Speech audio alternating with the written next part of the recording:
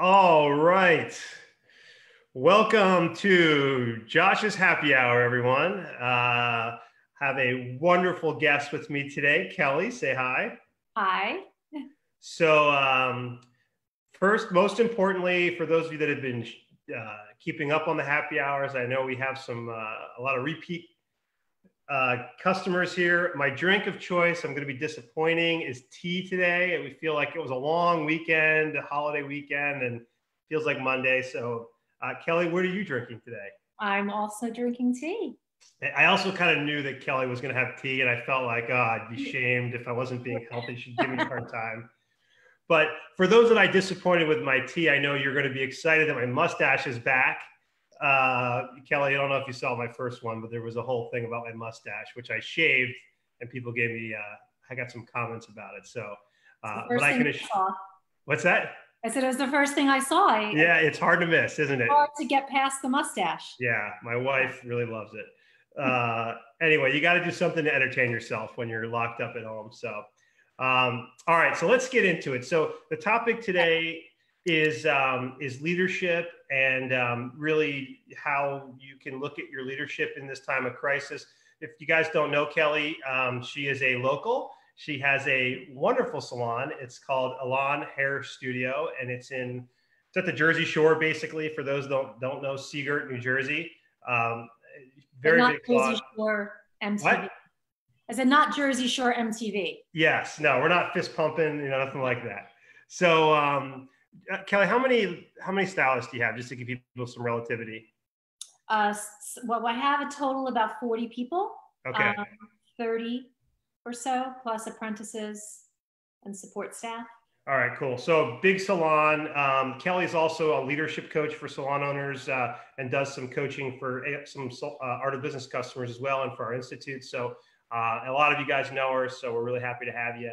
And then also Kelly has been leading a recent effort to help get salons opened up in New Jersey. We'll talk more about that later, but I just think it speaks to your leadership, and we'll get into that. So first, let's just kick it off. Kelly, if I were to ask your staff to describe you as a leader, what do you think they'd say? What is your leadership style? Well, I guess I would hope they would say transformational. Ooh, I like that. So Tell me more. Why? I would hope. I guess you'd have to do some happy hours. I'm gonna follow up and ask them. But go ahead. Why would they say that? Because I think for me, it's like more. I have more of a coaching style. So it's really about inspiring, empowering, not telling people what to do, but getting that buy-in, accepting people for, who they are. Mm-hmm. So, sharing that vision, if everybody's on board. So it's always like when I make decisions for the salon, it's about the big picture. What's the best as a whole? And letting people be them and be authentic. How does that I like that. You perked me up with that, but what does that mean? Like, so you manage a team of 40, everyone's unique and different, but you have to have consistency. So how does that look in real life when you have these different personalities? So it's like, it comes down to your culture, right? So it's like, everybody's got to buy into what your culture is, what your mission statement is, what your vision is. And then everybody's different in their own way. So it's them being authentic to them and accepting people for who they are, and allowing everybody to have a voice. So I think it goes into like what I said about, making a decision and trying to get a buy-in before we do things as a group. It only makes us stronger together, if that makes sense. And I think the leadership's authentic too. It's kind of creating like that value system between you and your staff. Like they have to share somewhat of the same values that you do if you're leading them. So tell me, as this crisis has unfolded, how has that looked in real time as the sausage was being made, as you were going through all the herniations that every other salon owner was going through and still going through, times 40 stylists or 40 employees? Like, just give me a little color so I could see what could people see in action if they were sitting and they were one of your staff members during this? Wow. well, I'm a doer, so there's been a lot of action. So I closed on March 16th before we were mandated to close. And, you know, I guess I hoped, my naivete, my positivity, I hoped that it would be 2 weeks. Yeah, So, yeah. I remember that feeling actually. yeah. So I was like, you know, I'm going to be positive about this. I felt like it was the socially responsible thing to do for everyone and my team first and foremost. So, but those 2 weeks, I went into the salon, I cleaned, I got to do stuff that I haven't been open 7 days a week that I don't normally get to do. I painted. So I was, you know, I was doing and getting stuff organized. I mean, God, we were sanitized that first week. So then it kind of, it's gone up and down, you know, and then it's like another 30 days and it's like, ooh, so um, at this point, we're fully prepared to open. So there's a lot that's happened along with, you know, starting initiative to open for June 1st. So, and then there's scheduling and changing schedules and then connecting with your team. I did Zoom meetings. I broke up everybody like 5 or 6 people at a time. So I feel like I haven't stopped. Yeah, I know the feeling. You know, never been busier and not open for business. But how do you balance? You know, because I know I've talked in the past about transparency as a leader and the value of that. Yeah.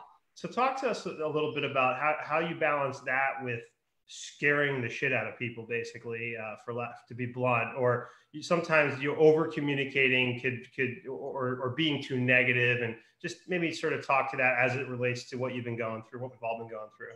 Well, I think fear is real, right? To a lot of people, it's actually not real, but it's fear, and people feel that. So I think as a leader, you can't be the one that's ultra fearful.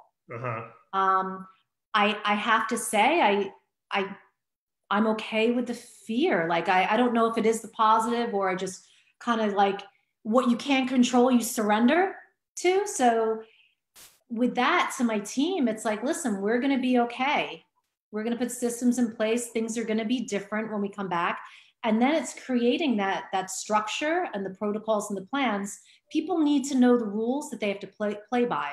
So it's creating that for them to come back and communicating it. But if you're negative as a leader and you're going to push on all your worries and concerns to people, there's a difference between being transparent and, you know, and transferring negativity onto people. Yeah, and adding to worry. Yeah, I read something that was, you know, basically mirrored what you said. It's just a thing about being very transparent, but always having a level of optimism sort of woven into that, which, you know, great leaders sort of usually have by nature. So, right. Yeah. So, and, oh, go ahead. No, please go. I was just going to say, you know, when I expanded our schedule, we were open 7 days a week prior to COVID. And that was 70 hours a week. So I was like, all right, what can I do to socially distance, expand hours, allow everybody to get shifts? So now we're 7 days a week. We went from 70 hours to 90 hours, open hours a week. Wow. It's so funny. People think that I'm going to be working 90 hours a week. Well, actually I do, but it's not all the same type of work. Yeah. But so with that, one thing I said right off the bat to my staff is like, you know what, pick your schedule, come back whatever you're comfortable at. Because, you know, you can't force people if they're in that state of worry. So you literally, with that many people, let them decide on their hours? You didn't sort of have to shift it or like give them, here's option A, option B, or how did you work that? So what I did is I laid out for 10 stylists per shift. So say if we're open 8 to 10 p.m. How many stations do you have? Well, now I counted for 10. I have 11. Well, that's not what I meant. How many did you have before?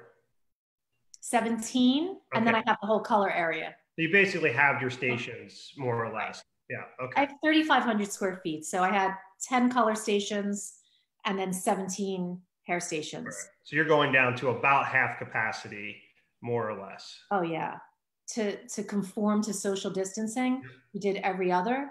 So how I did the shifts, I just broke up the times with half hours in between shifts. So like 8 to 12, 12:30 to 4, 4:30 to 10 p.m. would be during the week. You're going to have 3 shifts a day. And then could somebody do more than 1 shift, or you can only do You one do shift? 1, 2, or 3. Okay.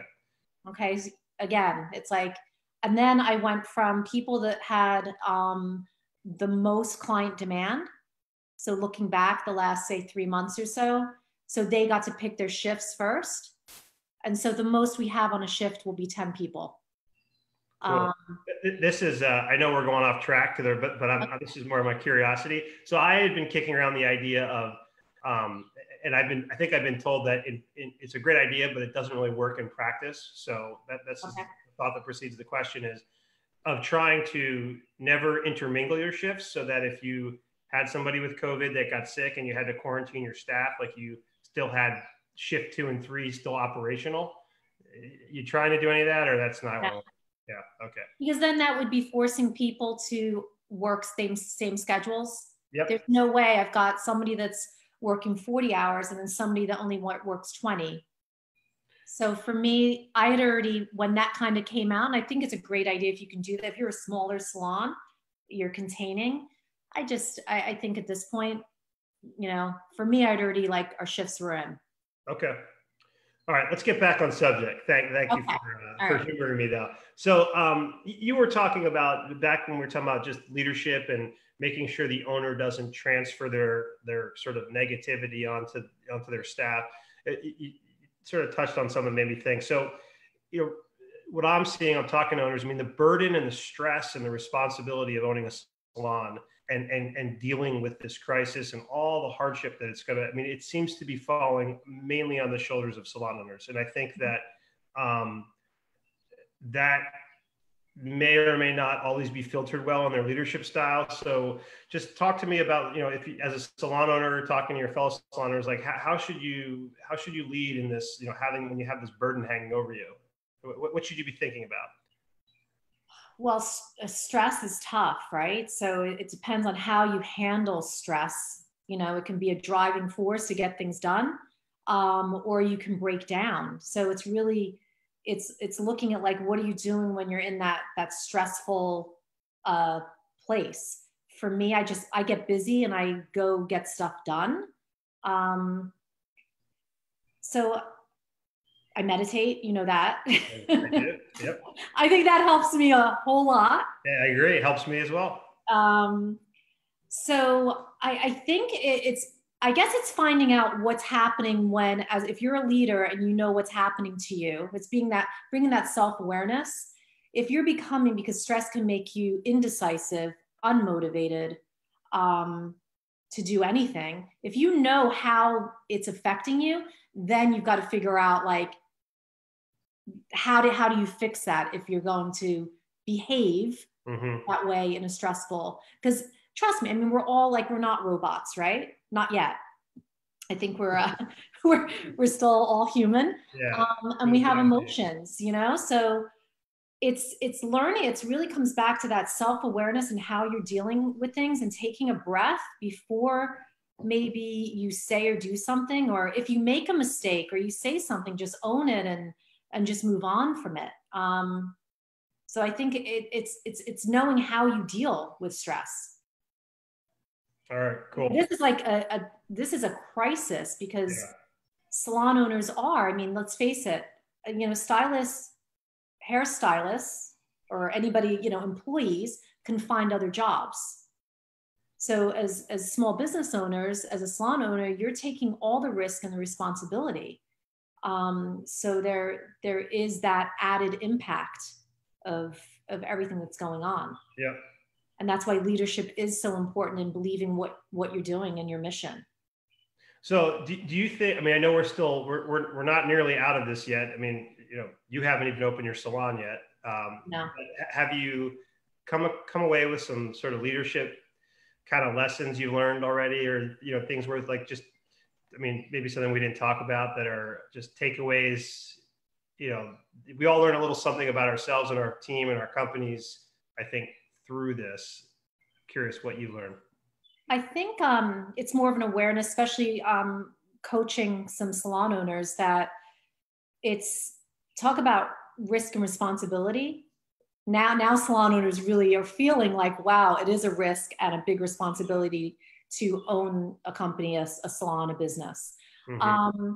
So I think what I've learned is like, it's really being clear on your vision, having the courage, the integrity, the honesty, the humility, and keeping true to you and your own values in moving forward. Because at the end of the day, you are the one with all the risk. My 40 employees, they don't have to pay the rent. You know what I'm saying? Like, and so it's like, or the, all the other bills that a salon owner has. So I think if you just stay true to you and find that courage of what you started for and keep going, and still with clear focus, that clarity is so important as you keep going, because you are going to possibly make a mistake or maybe say the wrong thing, but it's okay. It's like asking everybody, it's really an understanding your team, right? Trying to understand before being understood. It's a balance of communication and connection, and it's all of those things. But I think when we add fear and people get scared, it can be paralyzing, and nothing gets really done in that paralyzed state.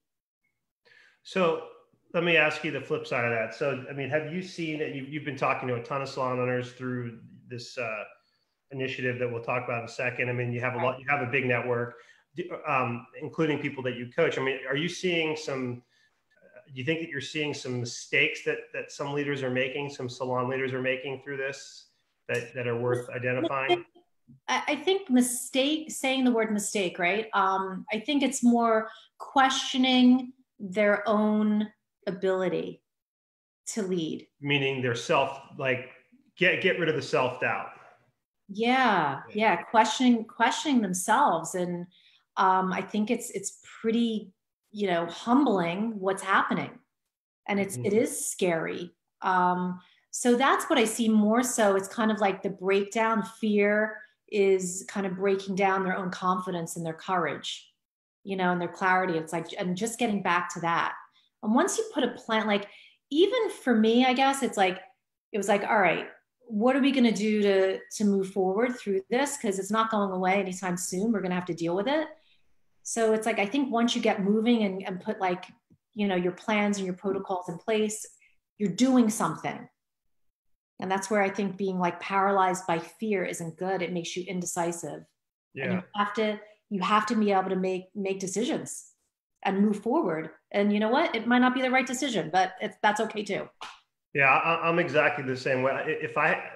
Indecision is what is so stressful to me. Once I've made a decision, it just gives me this optimism. And even if I find out it was the wrong thing, at least you have a plan, and just that indecision is what really is where anxiety, I think, starts. That's for me anyway. So I think you have to be comfortable having those failures. Yeah. But for me, what helps me is at least I'm out there and I'm trying and I'm doing something. It's I think I would be harder on myself if I was I got in bed and didn't get out for 3 days. It's, so I'm okay. It's okay to fail. I think I've gotten beaten down so many times at this point, 18 years of salon ownership. I'm like, what's another time if I get beat up a little? Yeah. Well, actually, something that you just said that made me think. So my general sense of you and your team and your leadership, and I could be wrong, so this is just a sense, is that I hope I don't put my foot in my mouth here, is that I'll give you a martini in a minute. Yeah, I should be having a drink. Is that you're not a pushover. You can be, I sense that you can be tough and honest in a very direct way with your team. And I also sense that your team really, really loves you. And I think that some leaders kind of see those things in opposition. I have to sort of, I just got to do what they want, or they're not going to like me, or they're going to want to go somewhere else. And, maybe just enlighten me a little bit. Am I wrong? Am I right? Talk about that. Yeah, I hear I'm pretty intimidating. I don't know. I don't think so. But I think it's just, I mean, I hope they, I mean, I adore my team, and I think they all know it's like I will go to war for them. It's like that's kind of like maybe it's a little paternal like leadership too. So I think there's that we talk about balance a little bit, and yes, I'm able to have like a difficult conversation with somebody and be forthright, but I hope my hope, and I don't believe that anybody ever feels leaving my office or leaving that conversation that I don't like them. It's really more to like, you know, um, say I just think like they're better than that. You Mm-hmm. know, it's almost like your kids. They don't want to disappoint you because I think so highly and like I see potential and I can believe in them. So I think it's like a little bit more of that. And but I get I'm just painfully truthful and brutally honest. I guess, but it's never meant to like hurt anybody's feelings. Yeah. What one of your stylists or employees, I should say, it's not Nadine.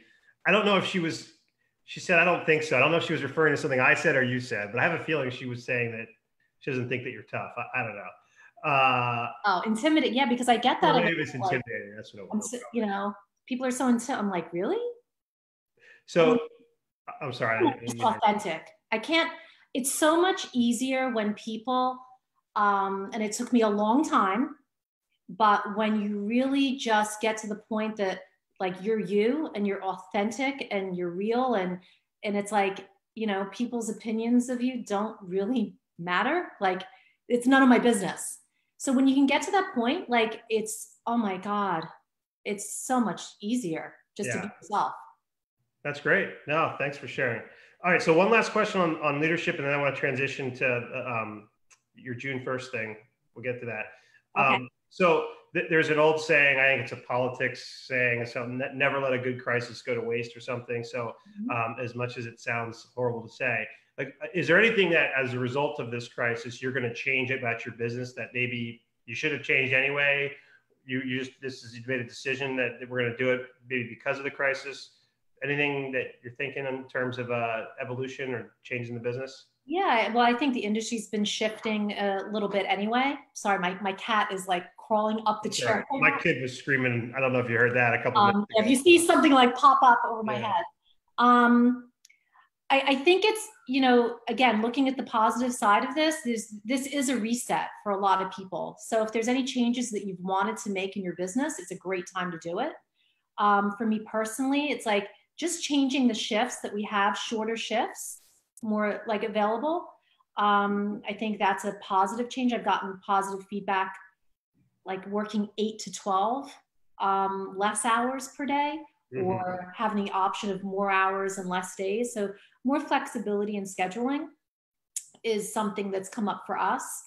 Um, yeah, so I think there's just like little changes here and there, but for a lot of people, it's a good time to reset. We've, you know, in coaching, you know, some other salon owners, you know, if you have, you know, how do I say this? If you're being held hostage, you're no longer hostage. Like it's time to get rid of the person holding you hostage, if that makes sense. Mm-hmm. It Um, does.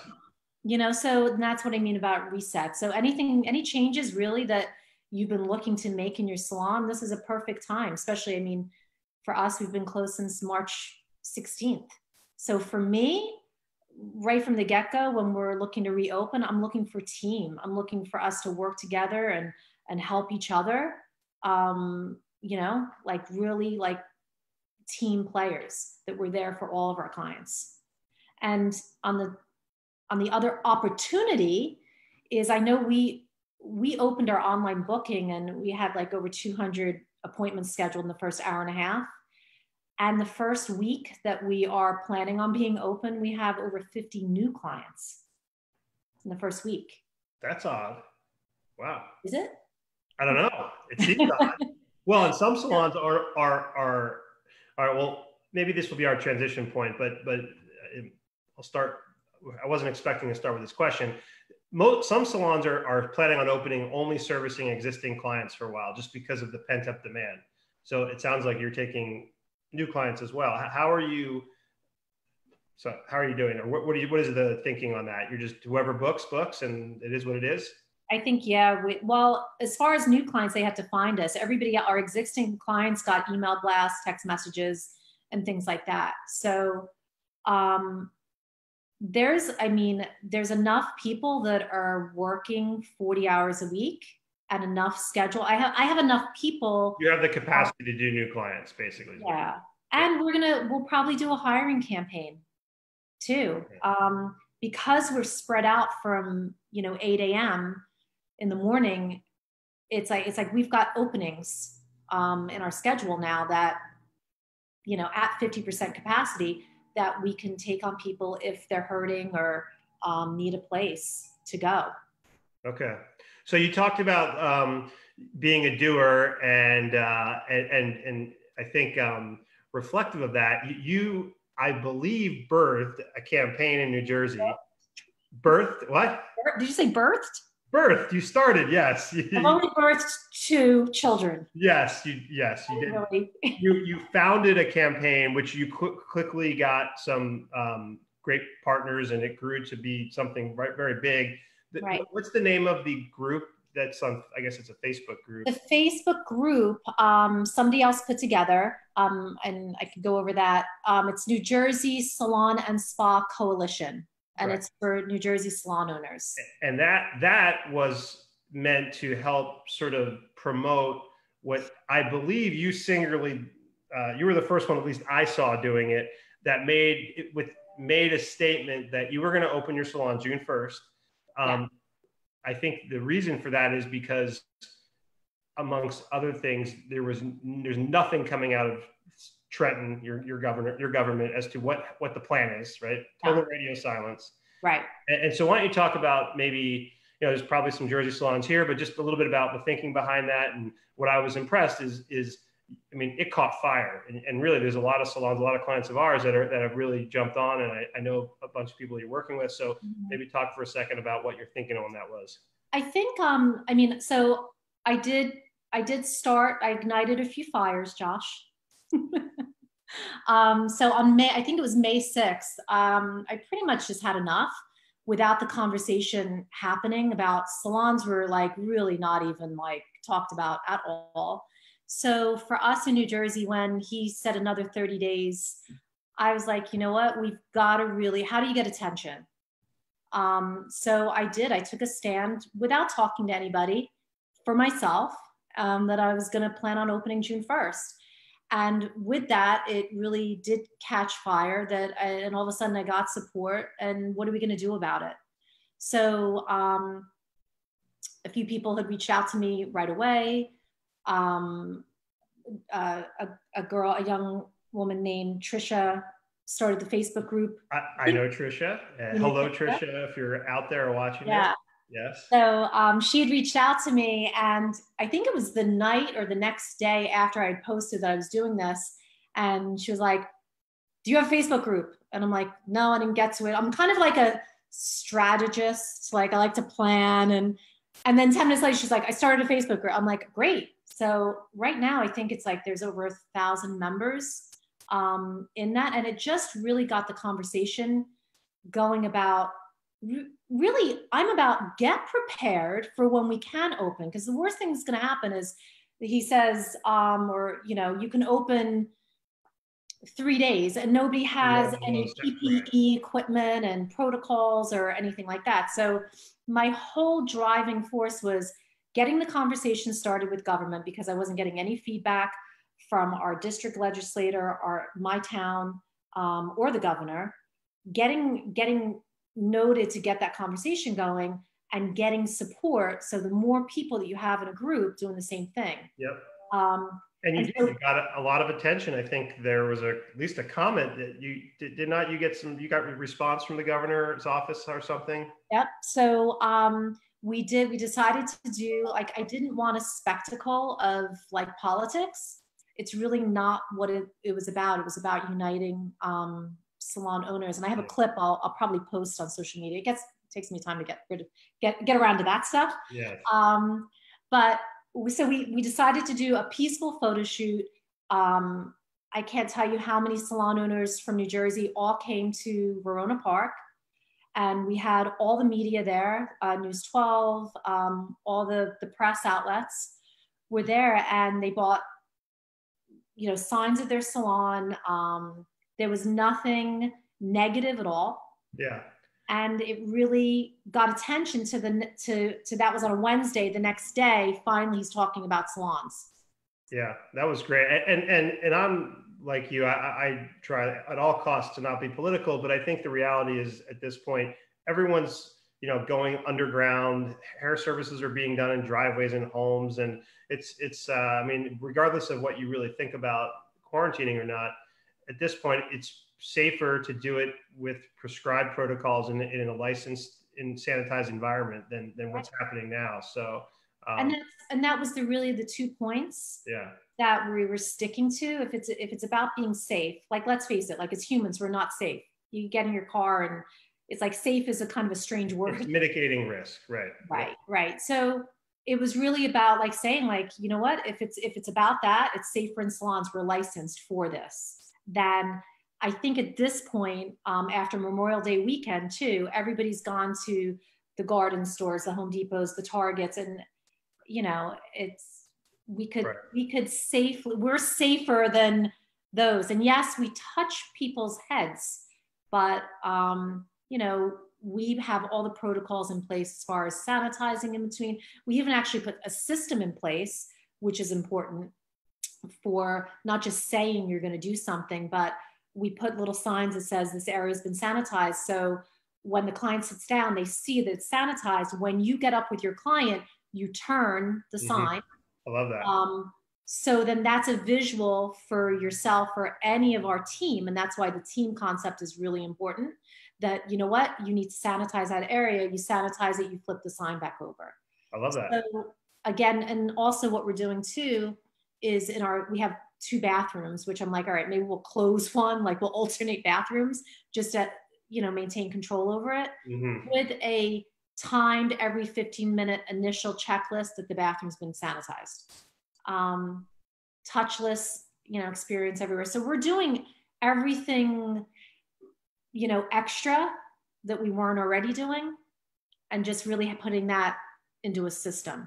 So I promised I wouldn't ask you, but a comment came up. So you can choose not to answer this, but Anne-Marie asked, are you actually going to be opening? And then Carol asked, what's the name of the New Jersey group again? So if you could say the name of the group again. It's NJ Salon and Spa Owner Coalition. Okay, and that was Carol Fiorelli. Hi, Carol.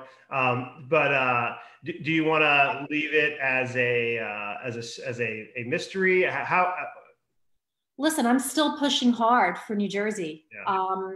So there's a lot of things behind the scenes. I don't like to put anybody else at risk. So what I said to my team is that I don't expect anybody from my team, if they're uncomfortable, to come to work on June 1st. It's like, that's my protective nature. I don't want anybody to ever feel like they have to do something. For me, it's like, I'm responsible for myself.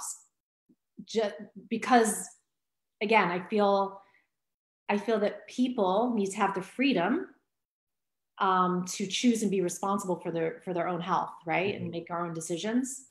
So I'm planning on June 1st. That's what I'll say. I'm planning on it.